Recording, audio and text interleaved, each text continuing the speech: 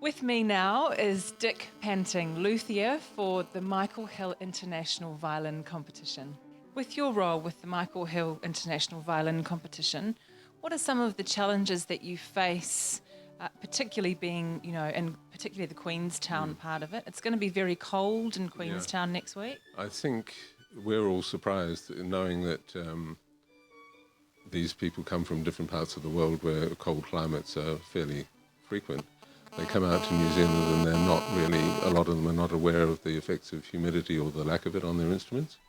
And so we try and make aware, Anne tries to make them aware of it before they come, that it's very, very dry in Queenstown, the start of the winter season there, and that has a particularly serious effect on stringed instruments in general. And the norm is that you have to use some form of humidifier in your violin case or in the instrument itself, just to stop it getting too dry.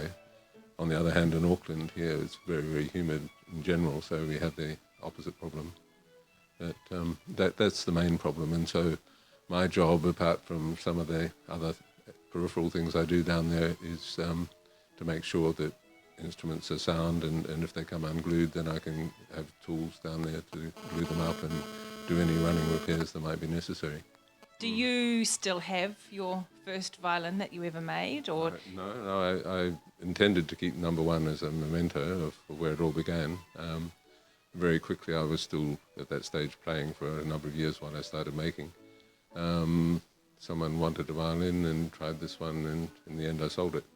And that lady still has it, and she's a professional freelance player in Melbourne. And I recently did some work on it for her, and she loves it, and she wants another one, so it's another commission for later in the year.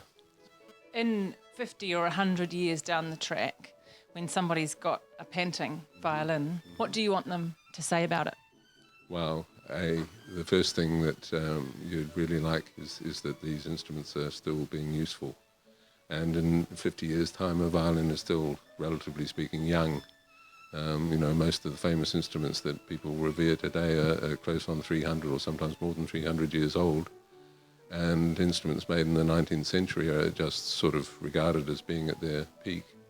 And stringed instruments, historically, if they're looked after, can stay at that high level for a couple of hundred years before they start to eventually decline a little bit. But just to be a useful tool, that's what it is. Ultimately, it's a tool, and people get attached to their equipment, and they love them, and they have an antique value, and they're just such a beautiful object that, ever since violins and stringed instruments were invented, people have wanted to collect them.